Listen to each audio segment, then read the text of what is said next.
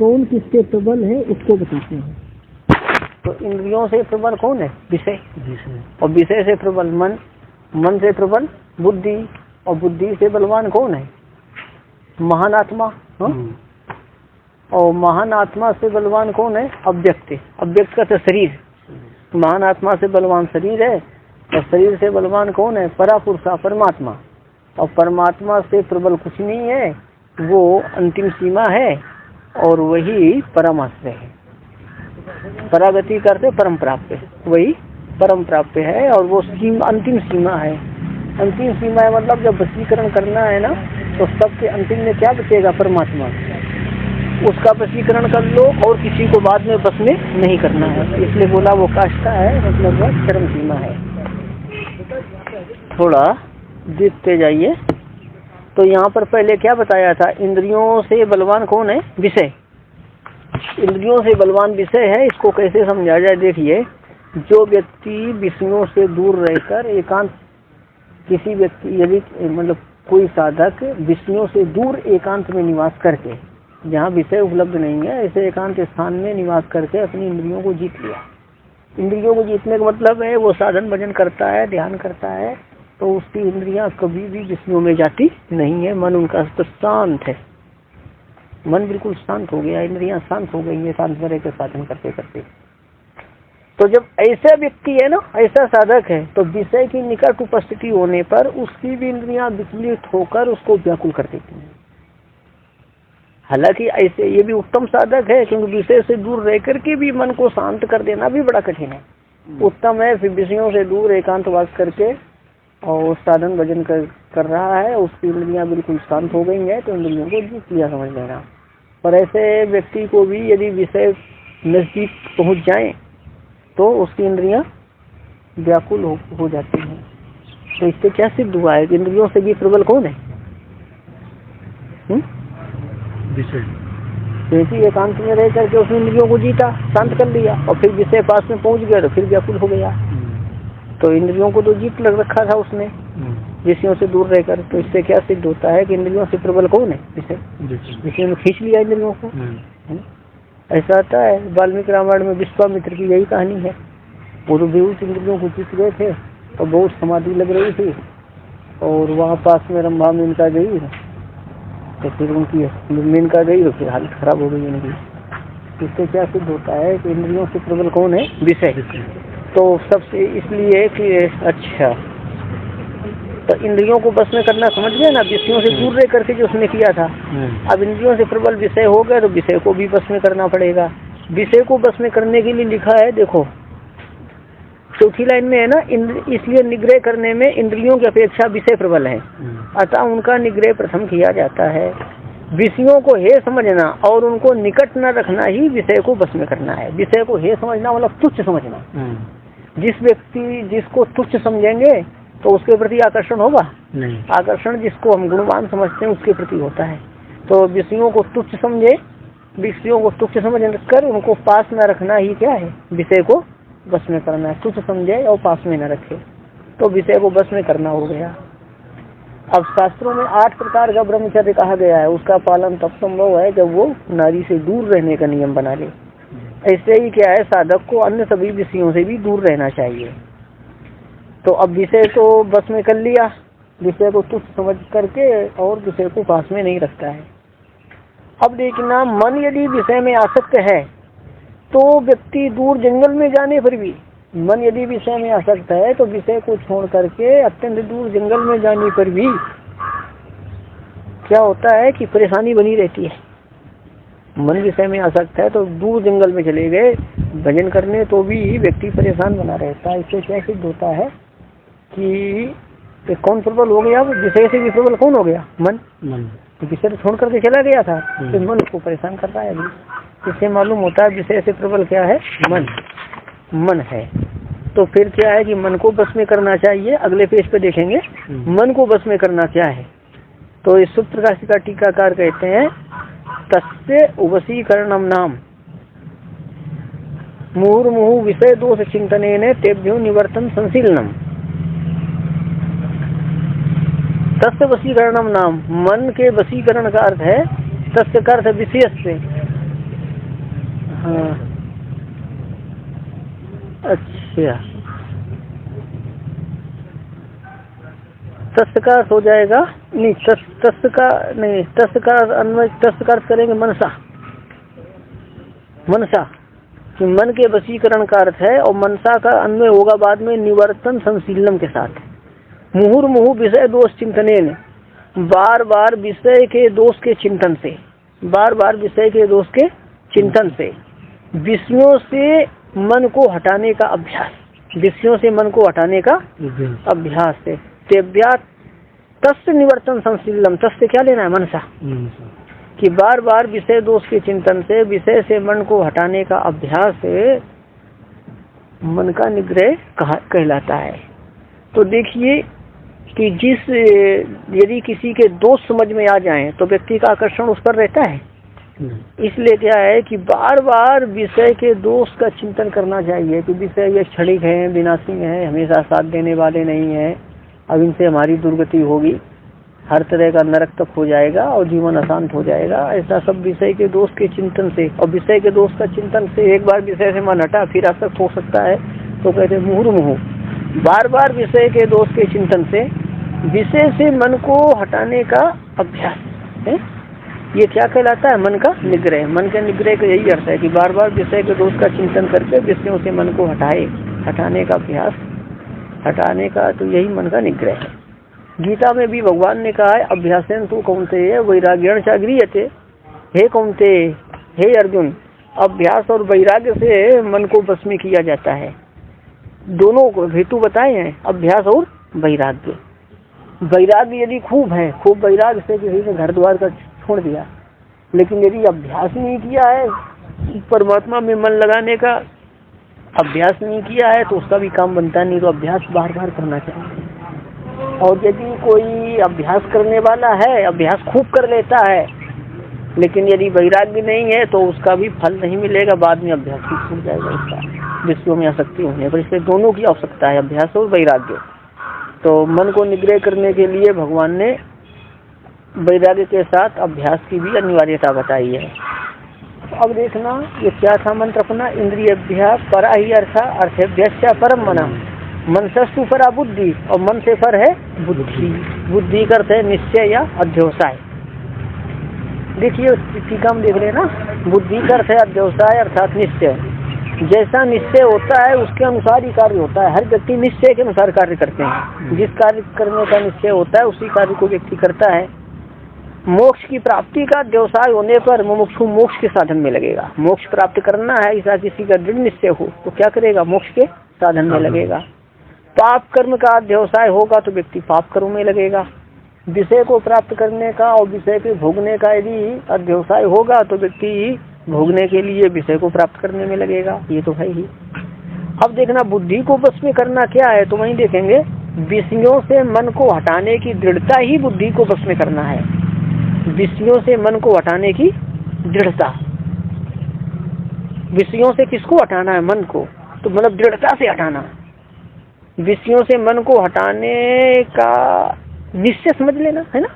विषयों से मन को हटाने का निश्चय या विषयों से मन को हटाने का जो दृढ़ प्रयास, यही बुद्धि को बस में करना है। अब बुद्धि ऐसी बस में हो जाए तो फिर क्या होगा कि फिर परमात्मा अनुभव संबंधी बुद्धि होगी, परमात्मा का साक्षात्कार करने की बुद्धि होगी, विषयानुभव संबंधी बुद्धि नहीं होगी। और बुद्धि के बस में होने पर मन, विषय और इंद्रियां सब बस में हो जाती हैं। सौबरी ऋषि की कहानी प्रसिद्ध है कि मन को जीत लिया था उन्होंने, लेकिन विषय भोग संबंधी अध्यवसाय हो गया तो फिर उनका पतन हो गया। मन को जीत लिया था उन्होंने, तपस्या कर रहे थे, नदी में जल में खड़े होकर तपस्या कर रहे थे। उन्होंने मत्स्य को कीड़ा करते देखा।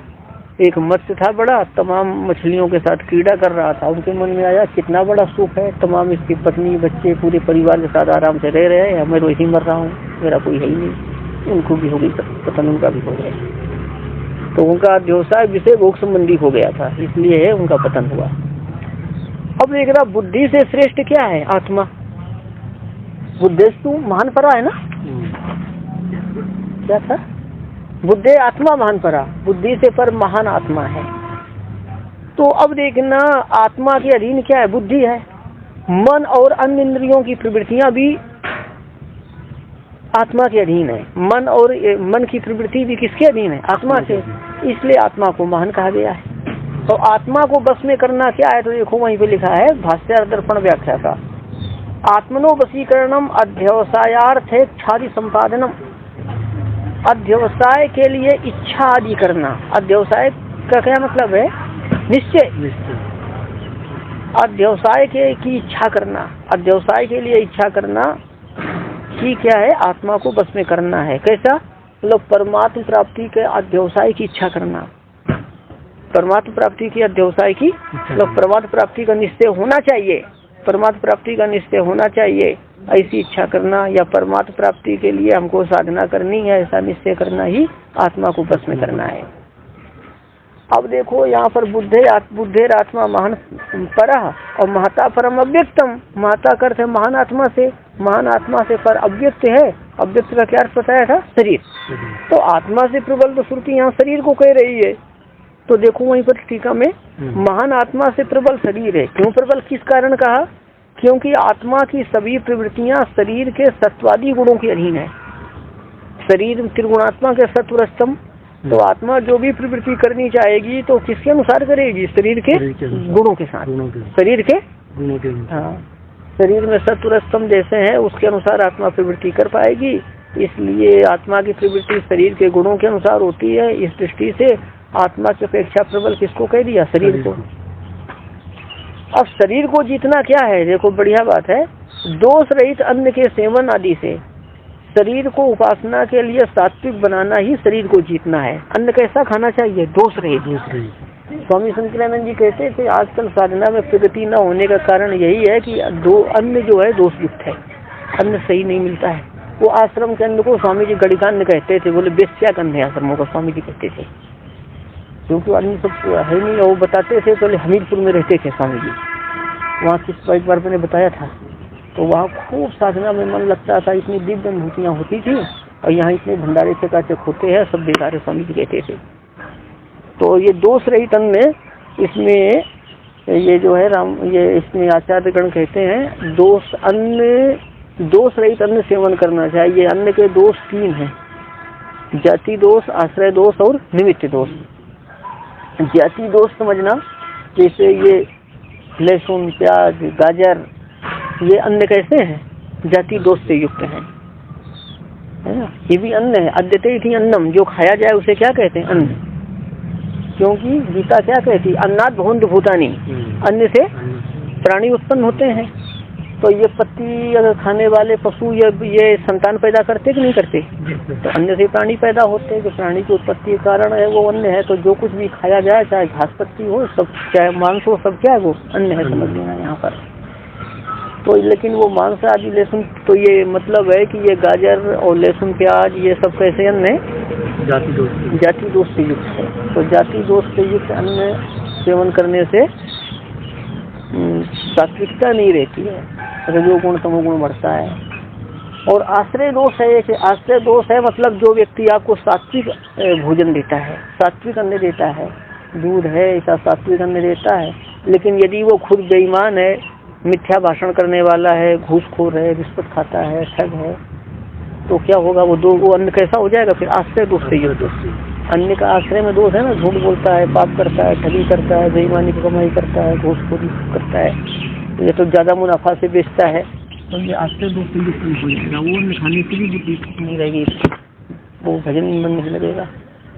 जाति दोष, आश्रय दोष और एक निमित्त दोष भी कहते हैं।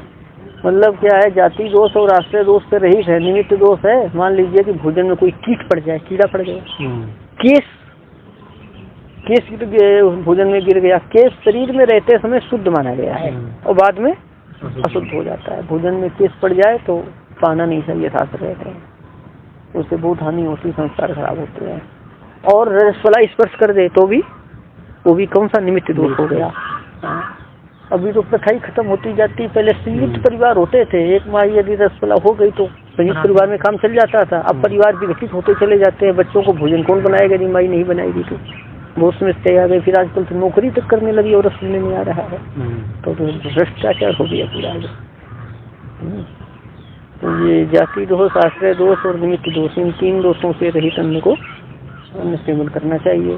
तब क्या होता है कि अब देखो यहाँ पर, और ज्यादा उसमें देखना, दोष रहित अन्न के सेवन से शरीर को उपासना के लिए सात्विक बनाना। दोष रहित अन्न का सेवन करेंगे तो शरीर से क्या होगी, उपासना होगी, सात्विक शरीर होगा, उससे उपासना हो जाएगी। यही शरीर को जीतना है। इसके लिए बड़ा कठिन काम है। अच्छा अन्न भी रखा हो सात्विक, और चटर पटर बढ़िया भोजन रखा हो, तो साधक क्या करेगा, सात्विक को छोड़कर माल खा लेगा, चाहे बेईमानी की पेन हो। तो महात्माओं को कहना है, एक थाली में अच्छा भोजन आए, एक में सामान्य भोजन आए, दोनों साथ रखे हो। जो सामान्य भोजन कर लेगा, समझना यही भजन कर सकता है व्यक्ति, यही भजन नहीं कर सकता है व्यक्ति। तो ऐसा भी कहते हैं महापुरुष, जो जीवा को बस में कर सकता है वही दूसरी इंद्रियों को भी बस में कर सकता है। जीवा बस में नहीं है तो फिर बहुत मुश्किल हो जाती है। भोजन में क्या, सब बंदा तो मिट्टी ही है। ये वही नहीं, ज्यादा माल मलाई खाओगे तो कोई सोना चांदी आप बना देंगे उसको पचा करके। तो साधन के लिए जो अनुकूल हो वही लेना चाहिए। शरीर को जीतना ये है। अब भी देखना, तो ये महान आत्मा से पर कौन बताया, अव्यक्त। अव्यक्त करते यहाँ शरीर, और शरीर से पर कौन है, अव्यक्तात् पुरुषापरा। अव्यक्त से पर पुरुष है, अव्यक्त से बलवान कौन है, परमात्मा। वशीकरण करने में कौन किससे बलवान है, वशीकरण करने में कौन किससे बलवान। जब सबको बस में करना है तो कौन किससे बलवान है, इसको बताते हैं। वशीकरण करने में शरीर से बलवान क्या है, परमात्मा। देखो शरीर से भी बलवान परमात्मा है। क्यों, जो दो मंत्रों में वर्णित आत्मा पर्यंत जितना कहा गया है ना, तो सब उनके अधीन है, वो सबसे पर हैं है? अब ध्यान देना, परमात्मा प्राप्ति के जो उपाय हैं, शरीर है, इंद्रियां हैं, मन है, बुद्धि है, ये सब उपाय है ना। तो उनमें चरम ओरी कौन है, परमात्मा। परमात्मा भी तो परमात्मा की प्राप्ति के उपाय है। परमात्मा प्राप्ति का उपाय जैसे शरीर इंद्रिय है, वैसे परमात्मा भी तो है। तो वही काष्ठा है, मतलब चरम सीमा है। इसलिए उनको भी बस में कर लेना चाहिए। किसको, भगवान को, तभी तो काम बनेगा। तो भगवान को बस में करना क्या है, तो उनकी शरणागति ही उनका वशीकरण है। समझ गए, भगवान की शरणागति ही क्या है, भगवान का वशीकरण है। तो भगवान का वशीकरण हो जाने पर सबका वशीकरण हो जाता है, तो वो काष्ठा है। भगवान का वशीकरण करना क्या है, भगवान को बस में करने का क्या मतलब है, हा? बोलो। हाँ, भगवान के शरण ले लेना ही भगवान को बस में करना है। लेकिन बड़ा कठिन है, हम लोग अहंकार के रहते किसी के प्रति समर्पित नहीं हो सकते हैं। ध्यान रखना, बहुत बड़ी बाधा क्या होती है समर्पण में, शरणागति में अहंकार होता बहुत। क्या कैसे? अब आपने मान लो किसी महात्मा को बोलो हमने समर्पण कर दिया जीवन का, लेकिन जब कुछ ऐसी बात बोले कि आपकी अहंकार को ठेस पहुंचेगी, तो आपको मन में खिन्नता आ जाएगी। खिन्नता आई तो समर्पण समाप्त हो गया। जब समर्पित हो गया तो फिर अपनी इच्छा तो रहनी नहीं चाहिए। वो चाहे काटे, चाहे मारे, चाहे आपको अच्छी तरह रखे, सब उनके ऊपर है। तो जब मन में कुछ है, शरणागति खत्म हो जाती है। मन में यही भाव आते ही तो शरणागति खत्म होती है। अपनी बुद्धि का प्रयोग जहाँ आया वहीं शरणागति गई। शरणागत को तो यंत्र के समान रहना पड़ता है। यंत्री यंत्र को जैसे रखेगा वैसे यंत्र रहेगा। यंत्र की अपनी कोई इच्छा नहीं होती, तो भगवान जैसे रखे वैसे रहना पड़ता है। अपना बीच में नहीं आना चाहिए बुद्धि की, तो बहुत कठिन है ये। अब ध्यान देना, भगवान के बस की शरणागति करना ही उनको बस में करना है। वे बस में हो गए तो सब कुछ सुलभ हो जाएगा। क्या, आत्म साक्षात्कार का साधन ज्ञान योग और परमात्मा साक्षात्कार का साधन भक्ति योग, सब सुलभ हो जाएगा। तद विष्णु परमम पदम, इस प्रकार उपेय रूप से वर्णित परमात्मा है ना, वही सबसे पर है। गीता में है, ईश्वरा सर्वभूतानाम हृदय से अर्जुन तिष्ठति, ब्राह्मण सर्वभूतानि यंत्रारूढ़ानि माया। कि हे अर्जुन, अर्जुन यंत्रारूढ़ानि क्या है, ठीक है, हे अर्जुन, ईश्वर सभी प्राणियों के हृदय में रहता है। हृदय से करते हृदय स्थान में, ईश्वर सभी प्राणियों के हृदय स्थान में रहता है। कहाँ रहता है, हृदय में, हृदय में।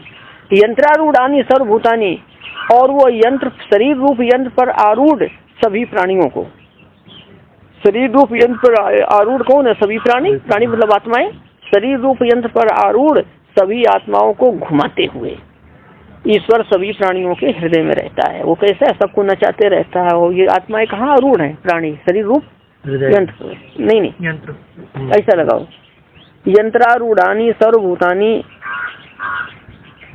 हे अर्जुन, यंत्रारूढ़ानि सर्वभूतानि, शरीर रूप यंत्र पर आरूढ़ सभी आत्माओं को माया भ्राम्यन, अपनी माया से घुमाते हुए, अपनी माया से घुमाते हुए ईश्वर सभी प्राणियों के कहाँ रहता है? हृदय स्थान में रहता है ना। घुमाते हुए हृदय स्थान में रहता है, हृदय में सबको घुमाता रहता है। यंत्र आरूढ़ सभी प्राणियों को अंदर रहता है और वहीं से नचाता रहता है। हो जाएगा? हाँ, नहीं ये तो बड़े से बड़े पापी कर जाते हैं। व्यवसाय दृढ़ हो गया और सदाचारी व्यक्ति का भी अब व्यवसाय नहीं है तो वो दूसरा वो धर्म नहीं होता है, पापी को दूसरों से पापी को कैसे हो गया, ढील हो जाती है सदाचारी से इसकी।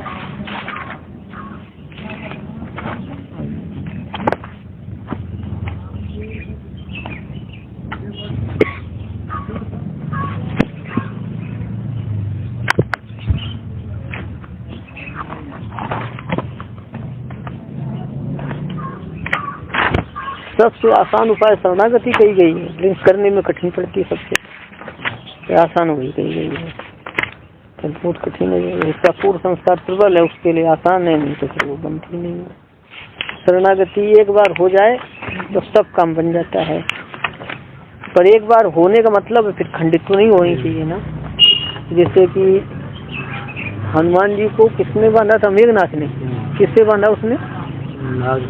नागपाश से। क्या, चलो फिर कभी बताएंगे आपको, कभी बताएं। शरणागति के लिए उदाहरण में दिया जाता है, बताएंगे कभी। कितना पेज है इसमें? पेज बोलो। 101। चलिए जी। इंद्रियेभ्यः परा ह्यर्था अर्थेभ्यश्च परम मनः, मनसस्तु परा बुद्धिर्बुद्धिरात्मा महान् परः, महता परम अव्यक्तम अव्यक्तात् पुरुषः परः, पुरुषात् न परम किंचित् सा काष्ठा सा परागतिः।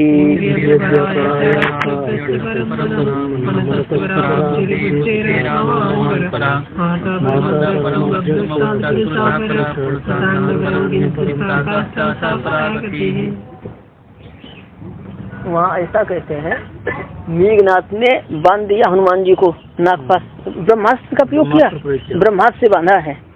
जब ब्रह्मास्त्र से बांध दिया तो ब्रह्मास्त्र का एक बार प्रयोग होता है, और दूसरे राक्षस क्या किए कि उस समय को सुतली और रस्सी से बांधने लगे हनुमान जी को, तो ब्रह्मास्त्र सफल हो गया। फिर हनुमान जी अपनी इच्छा से ही चले गए, तो ब्रह्मास्त्र सफल हो गया था। क्योंकि यदि मतलब ब्रह्मास्त्र से बन गए, अब ब्रह्मास्त्र पर विश्वास तो नहीं रहा, तो ब्रह्मास्त्र खत्म हो गया था उसी समय।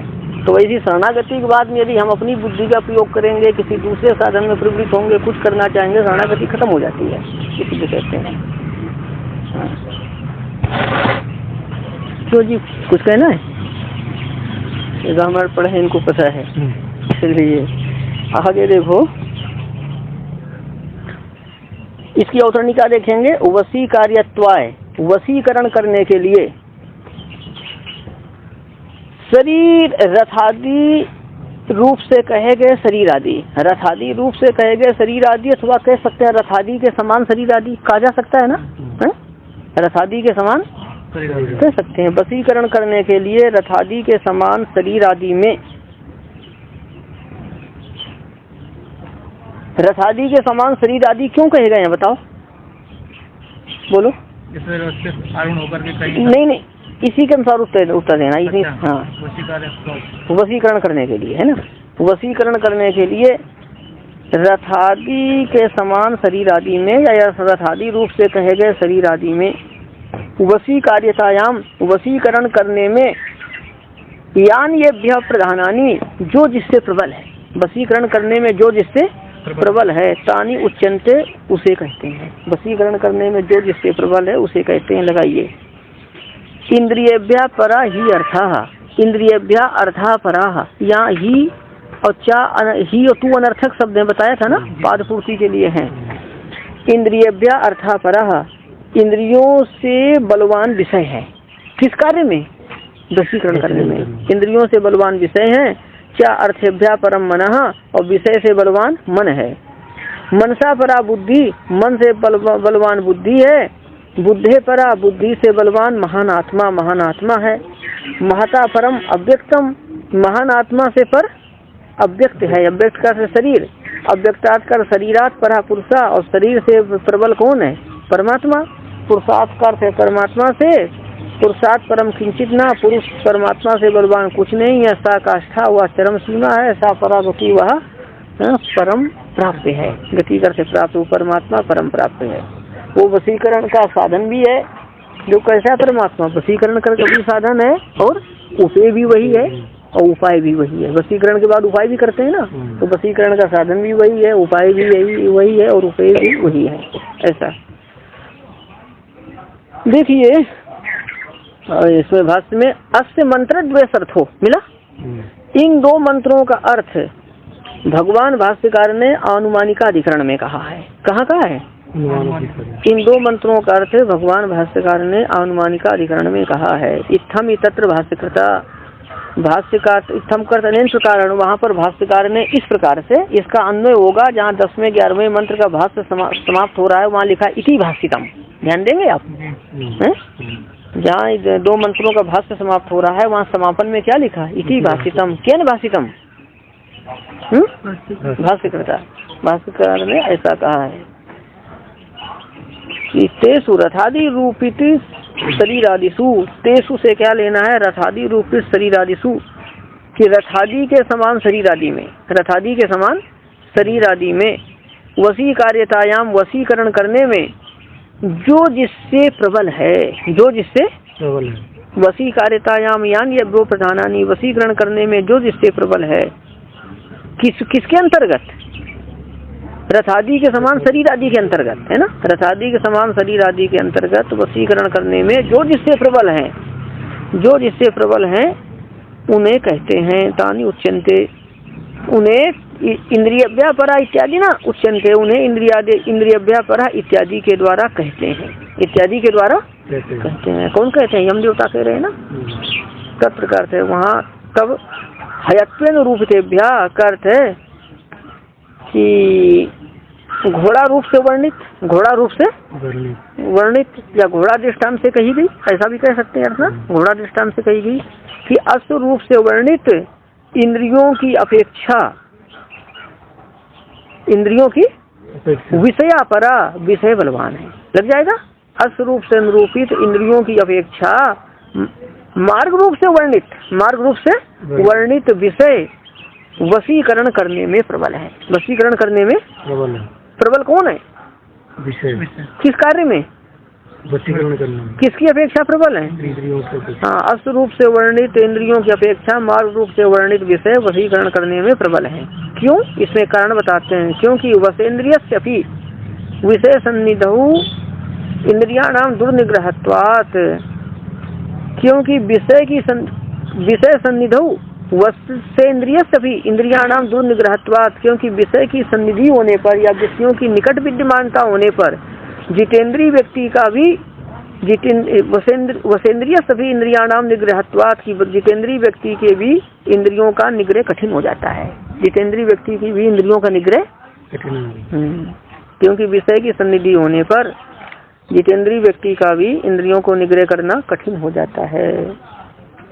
तेभ्यो भी परम प्रग्रह रूपितम मनः, तेभ्या से क्या लेना? इंद्रियोभ्यो विषय। हाँ ठीक है, विषय विषय। तो विषय से भी परम का अर्थ है प्रबल, विषयों से भी प्रबल लगाम रूप से वर्णित मन है। विषय से भी प्रबल क्या है? लगाम रूप से वर्णित मन है। क्यों? विषय प्रवणे मनसी, विषय में लगा हुआ मन होने पर, विषय में लगा हुआ, हाँ, विषयोन्मुखी मन होने पर, विषय असन्निधानस्य अपि अकिंचित करत्वात्, विषय असन्निधानस्य अपि, कि विषय की दूरी भी कुछ नहीं कर पाती है। बताते समझ में? क्योंकि विषय में लीन मन के होने पर विषय का असन्निधान भी कुछ नहीं कर सकता है। विषय का असन्निधान भी मतलब विषय की दूरी भी कुछ नहीं कर सकती है। विषय को दूर छोड़ के आप चले जाइए कहीं, तो मन विषय में लगा है तो कोई फायदा नहीं मिलेगा। इसलिए क्या है कि विषय को छोड़ दिया और मन फिर भी परेशान करता रहेगा, तो विषय से मन बलवान हो गया। तस्माद अपी करते मनसा अपी, मन से भी सारथी रूप से वर्णित बुद्धि प्रबल है। मन की अपेक्षा भी सारथी रूप से वर्णित बुद्धि प्रबल है। क्यों बुद्धि प्रबल है? क्योंकि अध्यवसाया भावे, अध्यवसाय करते बुद्धि, मतलब परमात्म प्राप्ति का अध्यवसाय रूप बुद्धि का भाव होने पर मन भी कुछ नहीं कर सकता है। मन भी कुछ नहीं कर सकता है। परमात्म प्राप्ति का दृढ़ निश्चय होना चाहिए। हमको भगवान को पाना है, परमात्मा साक्षात्कार करना है, यही है बुद्धि, यही है सारथी। देखो कि अध्यवसाय का, क्योंकि अध्यवसाय के न होने पर मन भी कुछ नहीं कर सकता है। सारथी यदि नहीं हो तो लगाम क्या करेगी? कुछ नहीं होता है। अब देखो यहाँ पर तस्यापि का क्या अर्थ हुआ? बुद्धि है। बुद्धि से भी रथी रूप से वर्णित आत्मा परह बलवान है। बुद्धि से भी रथी रूप से वर्णित आत्मा प्रबल है, क्योंकि वो कर्ता होने से प्रधान है। कर्ता होने से प्रधान है मतलब अध्यवसाय का आश्रय होने से प्रधान है। अध्यवसाय कौन करेगा? आत्मा। कर्तृत्वेन का अर्थ है अध्यवसाय आश्रयत्वेन। अध्यवसाय का कर्ता या अध्यवसाय आश्रय का आश्रय, अध्यवसाय आश्रयत्वेन। कर्तृत्वेन का क्या है यहाँ? अध्यवसाय आश्रयत्वेन।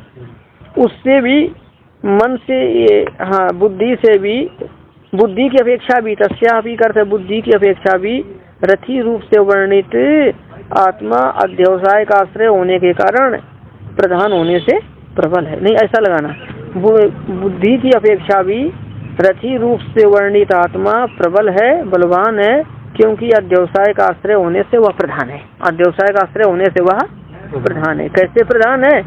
सर्वस्य आत्मा इच्छायत्वात्, क्योंकि सभी प्रवृत्तियों को आत्मा की इच्छा के अधीन होने से। क्योंकि देह इंद्रिय की सभी प्रवृत्तियां, देह इंद्रिय की सभी प्रवृत्तियों को आत्मा की इच्छा के अधीन होने से आत्मा ही महान है, इस प्रकार उसका महान विशेषण लगाया जाता है। आत्मा ही महान, आत्मा ही महान है, इस प्रकार आत्मा ही महान है ऐसा विशेष रूप से कहा जाता है। ऐसा विशेष रूप से कहा, आत्मा को तो महान कहा, दूसरे को नहीं कहा ना। इस देह इंद्रिय की सभी प्रवृत्तियों को आत्मा की इच्छा के अधीन होने के कारण आत्मा ही महान है ऐसा विशेष रूप से कहा जाता है या पृथक से कहा जाता है। तस्मादपि का अर्थ हो जाएगा आत्मना अपि, आत्मा की अपेक्षा भी रथ रूप से वर्णित शरीर बलवान है। आत्मा की अपेक्षा भी रथ रूप से वर्णित शरीर बलवान है। क्यों? तदायत्वात् जीवस्य सकल पुरुषार्थ साधन प्रवृत्ति नाम, जीवात्मा की अपेक्षा भी रथ रूप से वर्णित शरीर बलवान है, शरीर प्रबल है। किस कार्य में? बोलो, वशीकरण करने में। क्योंकि तदायत्वात् जीवस्य, क्योंकि जीव की सकल पुरुषार्थ साधनों की प्रवृत्तियां, जीव की सकल पुरुषार्थ को सिद्ध करने की प्रवृत्तियां, सकल पुरुषार्थ को सिद्ध करने की प्रवृत्ति कौन करेगा? जीव। सकल पुरुषार्थ को सिद्ध करने की प्रवृत्तियां किसकी हैं? जीव की। क्योंकि जीव की क्या प्रवृत्ति, और कैसी प्रवृत्ति? वो पुरुषार्थ के साधन, पुरुषार्थ को सिद्ध करने की प्रवृत्तियां। जीव की सकल पुरुषार्थ की साधन भूत प्रवृत्तियां शरीर के अधीन है। तदायत्वात् का क्या अर्थ हो जाएगा? शरीर के, कौन है शरीर के अधीन? प्रवृत्ति अधीन है कि देह के बिना कोई प्रवृत्ति हो पाएगी? देह के बिना कुछ नहीं कर सकते हैं। क्योंकि जीव की सकल पुरुषार्थ की क्योंकि जीव के सकल पुरुषार्थ की साधन प्रवृत्तियां, सकल पुरुषार्थ को की साधन कौन बनेगी? प्रवृत्तियां। जीव के सकल पुरुषार्थ को सिद्ध करने की प्रवृत्तियां शरीर के अधीन है। तस्मादपि का क्या अर्थ हो जाएगा? शरीर से भी पर, सब शरीर से भी पर अध्वना पार भूता, संसार रूप मार्ग के पार सभी का अंतरात्मा भूत अंतर्यात्मी परमात्मा है। उससे भी पर क्या है? शरीर से भी पर, सभी शरीर से भी बलवान सबका अंतरात्मा परमात्मा है, वो संसार रूप मार्ग के पार परम पुरुष है। क्यों? क्योंकि यथोक्त से आत्म पर्यंत से, क्योंकि ऊपर वर्णित आत्म पर्यंत सभी की उसके संकल्प के अधीन प्रवृत्तियां हैं। क्योंकि ऊपर वर्णित आत्म पर्यंत सभी की उसके संकल्प के अधीन प्रवृत्तियां, मुख्यतः प्रवृत्ति तो आत्मा की है, उपचार से देह इंद्रिय की कह दी जाएंगी। ये मतलब है कि आत्म पर्यंत सभी की, आत्म पर्यंत सभी की क्या प्रवृत्तियां, और किसके संकल्प के अधीन है? हाँ, यथोक्त मतलब ऊपर वर्णित आत्म पर्यंत सभी की उसके संकल्प के अधीन प्रवृत्तियां हैं। सा खलु अंतर्यामी तया उपासना सफी निर्वर्तका, खलु वाक्य अलंकार में है और वह अंतर्यामी होने के कारण। अंतर्यामी कौन है?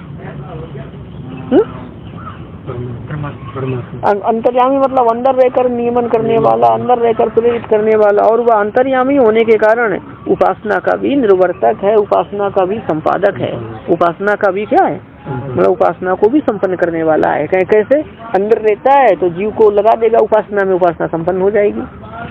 वह अंतर्यामी होने के कारण उपासना का भी उल्टे सीधे कामों में वही लगाता है। उल्टे सीधे कामों में लगोगे तो लगते रहो, बोलता है लगो मरो, कर्मानुसार सब लगाता है। वो थोड़ा कहता है जब आप सिद्ध कर्म करने जाइए, उल्टे सीधे कामों को जब करना चाहता है जीव तो करो। तो उपासना में तो वही लगाते हैं ना। हाँ, अब क्या है कि अंतर्यामी होने के कारण उपासना के भी संपादक हैं, निर्वर्तक हैं। अब देखना ही करते, क्योंकि परात्म तच्छ्रुते, इस प्रकार जीवात्मा का कर्तृत्व तो परम पुरुष के अधीन है, ऐसा कहा जाएगा। अब देखना नहीं ही करते, क्योंकि मत करना, ये कर लेना, क्योंकि परात्म तच्छ्रुते इस प्रकार है, क्योंकि परात्म तच्छ्रुते नहीं, क्योंकि मत करो, परात्म तच्छ्रुते इस प्रकार जीवात्मा का कर्तृत्व परम पुरुष के अधीन ही है, ऐसा कहा जाएगा। परात्तु कर्त हो जाएगा कि पर से, मतलब पर के अधीन, पर से है क्या है, जीवात्मा का कर्तृत्व किससे, पर से है, मतलब परम पुरुष के अधीन है।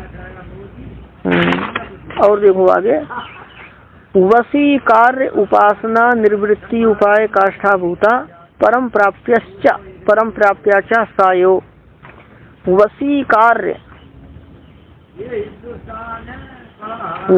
कार्य उपासना निवृत्ति उपाय काष्ठाभूता परम प्राप्त्याच सायो। पंक्ति लगाने का प्रयास करो। उपासना निवृत्ति है ना, उपासना निवृत्ति का निवृत्ति तो जानते हैं ना, छोड़ना छूटना निवृत्ति, निवृत्ति का होता है संपन्न करना। उपासना को संपन्न करने के जो उपाय हैं, उपासना को संपन्न करने के उपाय क्या है, देह इंद्रिय मन बुद्धि है, देह इंद्रिय मन बुद्धि आत्मा परमात्मा, ये सब क्या है, उपासना को संपन्न करने के उपाय हैं। तो उपासना को संपन्न करने के उपायों की चरम अवधि, काष्ठाभूत का क्या अर्थ है, चरम अवधि।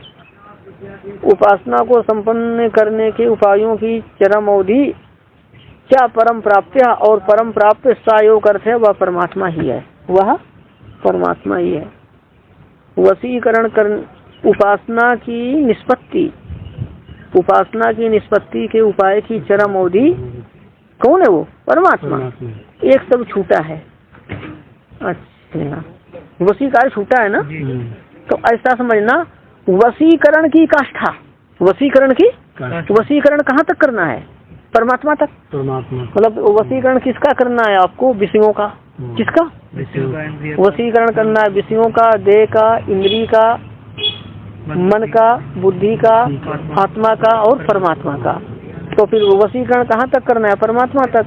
तो वशीकरण की काष्ठा, वशीकरण की काष्ठाभूत तथा उपासना की निष्पत्ति के उपाय की काष्ठाभूत तथा परम प्राप्ति परमात्मा ही है, परम प्राप्ति भी वही है।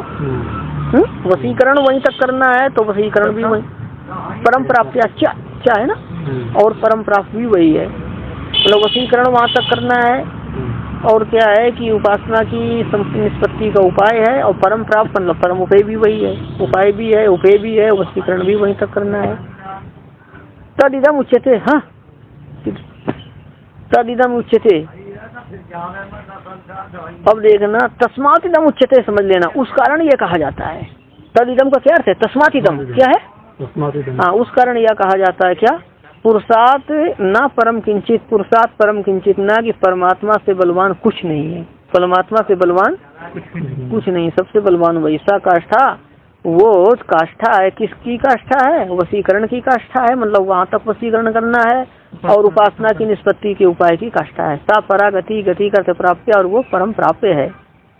तथा अंतर्यामी ब्राह्मणे, वैसा ही अंतर्यामी ब्राह्मण में कहा है क्या, यह आत्मनि तिष्ठन आत्मनुवंतरो, यम आत्मा न वेद, यस आत्मा शरीरम, यह आत्मा न मंत्रो यम यति, ऐसा आत्मा अंतर्यामी अमृता। ऐसा बताते हैं कि जो आत्मा में रहते हैं, आत्मनि तिष्ठन है ना, है आत्मा में रहता है। तो सुनो, जैसे कि कोई भी, जैसे आप इस समय कोई वस्तु भूतल में रहती है, ये भूतल में है तो भूतल के अंदर है क्या, नहीं। तो कोई सोचे आत्मा में रहता है तो ऊपर रहता है, अंदर नहीं होगा, तो आत्मा ने अंतर हो, आत्मा के अंदर है ना।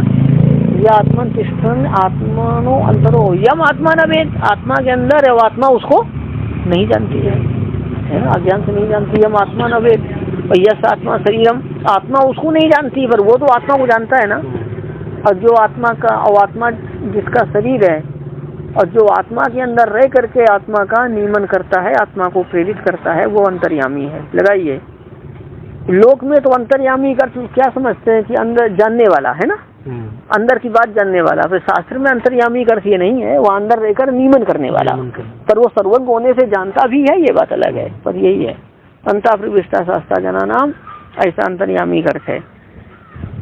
देखिए, यह आत्मन तिष्ठन इत्यादि वचनों के द्वारा सबका साक्षात्कार करते हुए सबका नियमन करता है। सबका साक्षात्कार करते हुए सबका ध्यान देना, नियमन बिना जाने होगा नहीं। तो मतलब बिना जाने नियमन नहीं होगा, तो सबको जानते हुए मतलब साक्षात्कार करते हुए। साक्षात्कार जिसका नहीं होगा उसका नियमन ही नहीं होगा। साक्षात्कार करते हुए मतलब प्रत्यक्ष जानते हुए, प्रत्यक्ष जानते हुए। हाँ, ये आत्मनिष्ठा इत्यादि के द्वारा सभी का साक्षात करते हुए सबका नियमन करता है, ऐसा कहकर। ये क्या कहकर?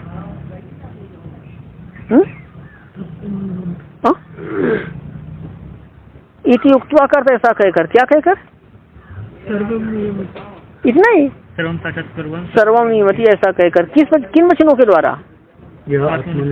इत्यादि से और वचन लेना, या पृथ्व्याम तिष्ठन या आपसु तिष्ठन, ऐसा कहकर। नान्यो अतोस्ति दृष्टा, अतः मतलब इस परमात्मा से अन्य कोई दृष्टा नहीं है। इसके द्वारा नियंत्रणत्रम निषिद्धते, कि अन्य नियंता का निषेध किया जाता है। अन्य नियंता का, इसके मतलब अन्य दृष्टा और अन्य नियंता का भी वो श्रुति निषेध करती है कि दूसरे नियंता का निषेध किया जाता है। परमात्मा से अतिरिक्त कोई नियंता नहीं है। क्या भगवद गीता सु, और भगवद गीता में अधिष्ठानम तथा कर्ता करणम चा पृथक विदम विपदाश चा पृथक चेष्टा दैवम चैवात्र पंचमम। अधिष्ठान करते शरीर, और कर्ता कौन है? आत्मा। और करण कौन हो गई? इंद्रियां। और पृथक विधम करणम है ना, विभिन्न प्रकार के करण। और विविधाचा पृथक चेष्टा, पृथक पृथक चेष्टाएं मतलब प्राण अपान व्यान, 5 प्राण है ना, इनके अलग अलग कार्य, अलग अलग। यदि प्राण अपना कार्य ना करें तो कुछ आप कर सकते हैं? हाँ, तो इनके प्राणों के कार्य समझ लेना। तो गिनो इनको। पहला हो गया क्या? अधिष्ठान। अधिष्ठान का क्या अर्थ है? शरीर। और इसके बाद क्या है? आत्मा करता। कर्ता हो गई आत्मा। पृथक विधम करणम, और इंद्रियां पृथक पृथक इंद्रियां 3 हो गई ना। विविधा पृथक चेष्टा की प्राणों के व्यापार 4 हो गया ना। दैवम चैवत पंचमम, दैवम का अर्थ है परमात्मा। दैव, ये 5 मिलकर कार्य होता है। शरीर वांग, क्या याद है? शरीर वांग मनोवीर यद करूं प्रारभते नरा न्यायम व विपरीतम व पंचैते तस्सेत्वा। शरीर वाणी और मन से जिस कार्य का आरम्भ किया जाता है वो युक्ति युक्त हो, मतलब शास्त्र सम्मत हो या शास्त्र विरुद्ध हो, यही 5 हेतु हैं। चलिए, तो दैवम अत्र पुरुषोत्तम एव, अत्र का अर्थ है कि इस अस्मिन श्लोक के इस श्लोक में कहा गया दैव क्या है? पुरुषोत्तम। देवा एव दैवा है, स्वार्थ यहाँ है। स्वार्थ में कौन शुद्ध करता है? प्रज्ञा दिव्यस्य है, प्रज्ञा एव प्राज्ञा, ऐसा। अब सर्वस्व चाह हृदय सन्निविष्टो मत्ता स्मृति ज्ञानम अपोनम चाइती वचनात्, और ऐसा वचन है, वचनात् पंचमी है ना, कि सर्वस्व अहम हृदय सन्निविष्टो चा अहम सर्वस्व हृदय सन्निविष्टा, अहम सर्वस्व हृदय सन्निविष्टा, मैं सभी के हृदय में सन्निविष्ट हूँ, मतलब सभी के हृदय में प्रविष्ट हूँ। सभी के हृदय में भगवान हृदय में है। चा यहाँ कर्ण में, अच्छा, चा मत्ता स्मृति, और मेरे अधीन सबकी स्मृति है, मेरे अधीन सबका ज्ञान है, और सबका अपवनम कर विस्मृति, वो भी मेरे अधीन है। मेरे अधीन सबकी स्मृति है और सबका ज्ञान है, और क्या है? भूलना भी मेरे अधीन है, ऐसा कहा भगवान ने। सबको तो मतलब क्या है कि सबसे प्रबल वही है। तस् चा वशीकरणम तत्क्षणागति है, और तत्क्षणागति हो तस् वशीकरणम, और उनकी शरणागति ही उनको वश में करना है। उनका वशीकरण क्या है? उनकी शरणागति। ये मेलुकोटे वाले में टिप्पणी देखना, बढ़िया लिखी होगी, इसमें वशीकरणम पर है कुछ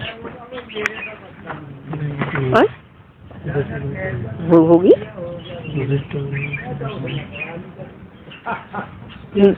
लेकिन ये टिप्पणी लगता है कि पुरुष, ये टिप्पणी 1 नंबर देखना, मूल में कहाँ पड़ी हुई है? ऊपर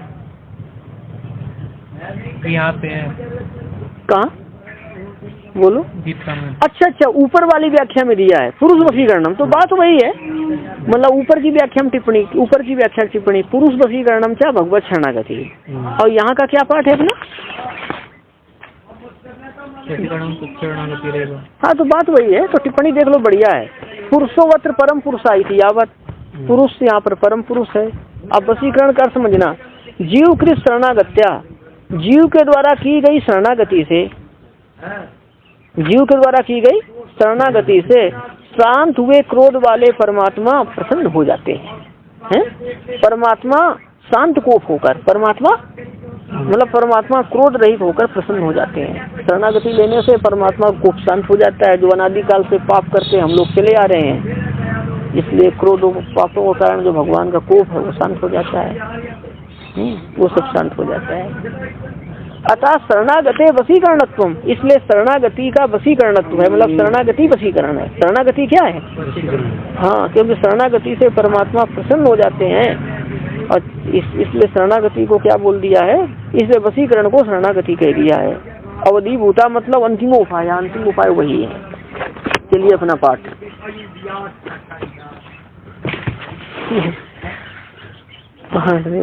अंदर बैठेंगे और डिस्टर्ब होगा। आगे देखना, ये कहाँ है? ईश्वरा सर्वभूतानाम तस्य वशीकरणम तत्क्षणागति यथा ईश्वरा सर्वभूतानाम हृदय से अर्जुन तिष्ठति, ये हो गया है ना? नहीं, यथा ईश्वरा सर्वभूतानाम हृदय से अर्जुन तिष्ठति ब्राह्मण सर्वभूतानि यंत्रारूढ़ानि माया।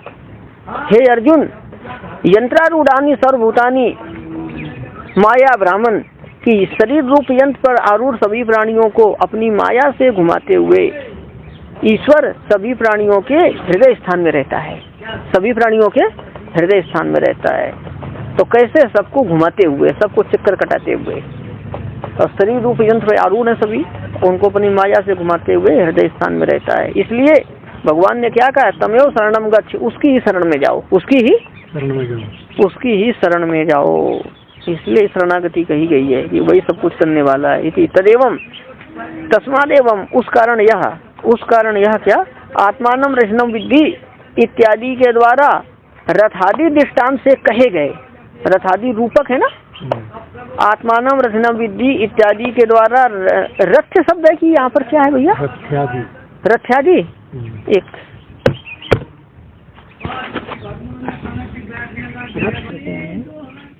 समाप्ति है, तो ये है शब्द। रथ का अर्थ एक तो मार्ग है, और दूसरा रथ के समूह के लिए भी रथ शब्द है, और हम देख करके आपको कल बता देंगे। अभी यही समझिएगा कि मार्ग आदि दृष्टांत से कहे गए या रथ आदि रूप दृष्टांत से कहे गए। नहीं, अच्छा आगे दिया ही नहीं है। हाँ, नहीं किया उन्होंने। हाँ ठीक है, देखो यहाँ पर अपना है रथ आदि दृष्टांत से कहे गए। रथ आदि दृष्टांत से रूपक कर से दृष्टांत, रथ आदि रूप का ही विन्यासता। रथ आदि दृष्टांत से कही गई इंद्रियां आदि, कही गई इंद्रियां आदि। इंद्रियेभ्यः परः ही अर्था, यहाँ पर स्व शब्द यो, मतलब स्व शब्द का अर्थ इंद्रिय शब्द से ही ज्ञात होती है, इंद्रिय शब्द से ही ज्ञात होती है। ध्यान देना, इंद्रियेभ्यः परः ही अर्था, यहाँ पर इंद्रिय किस शब्द से ज्ञात हो रही है? बोलो,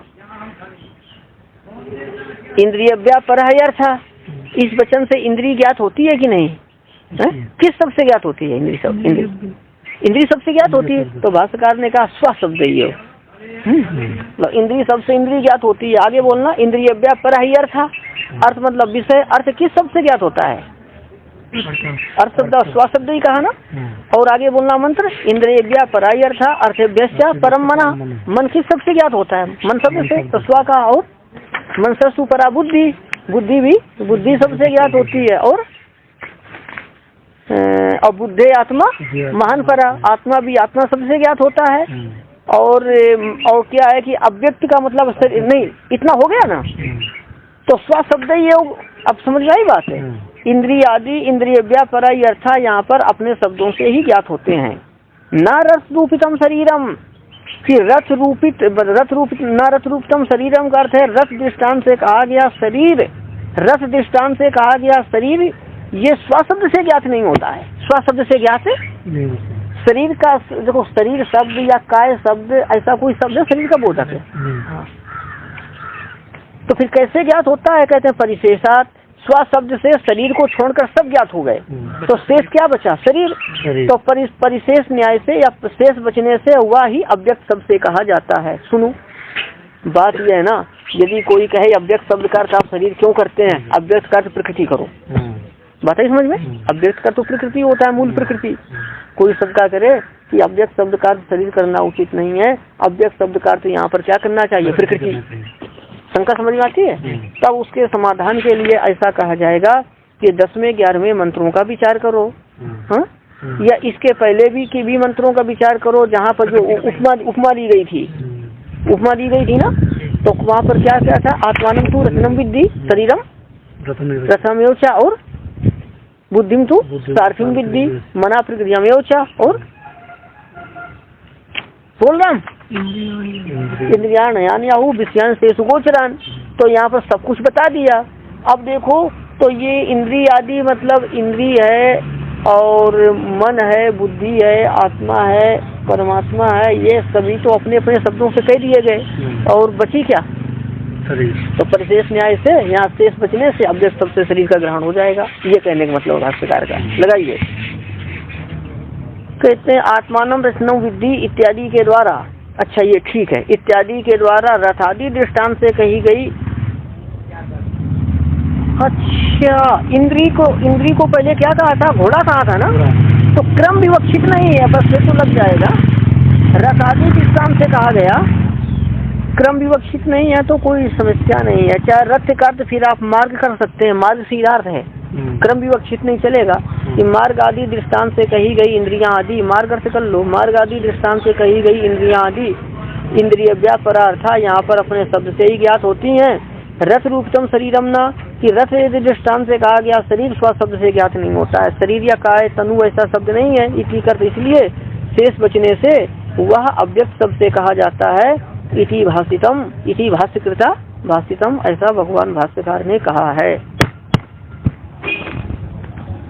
अच्छा, ये जो है वहाँ से रावण से छुटा करके हनुमान के उपमा किसको दिया जाएगा? हनुमान जी को। हमें वेदांत सिंह स्वामी का स्तोत्र है, तो मसूरनाचार्य जी जब आंजनेय स्वामी के दर्शन करते हैं रंगी मंदिर के पीछे, तो उसी स्तोत्र का पाठ करते हैं वो, तो हमको पाठ करते हैं तो फिर जब समझाते हैं।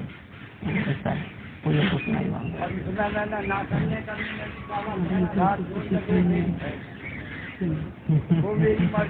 बुद्धि होगी और क्या होगा। देखो जैसे स्वामी को बोलते यही बोलकर हनुमान जी को प्रणाम करते हैं, वो बहुत अच्छे भक्त हैं, मेरा जीवन बहुत अच्छा है, मेरा अभिमानी महात्मा है।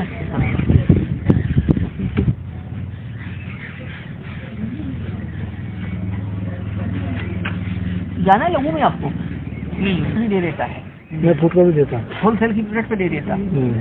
1 किलो उड़द की दाल ले आओ।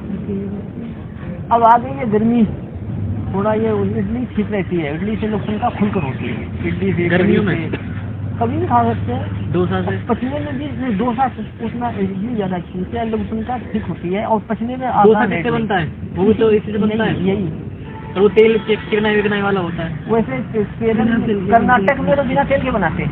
हाँ, बिना तेल के बना लेते हैं, थोड़ा पानी लगा देंगे। देख कर आए हैं, आप बात बना रहे हो, ये तो देख के आए हैं। वो नॉन स्टिक तवा होता है ना, तो उससे बिना क्या है, तो लगा दो, तो लगाते हैं रुपए का 1 4 रुपए लोग मंगाते हैं नेट पे। उससे क्या नहीं, इससे कैंसर की शंका।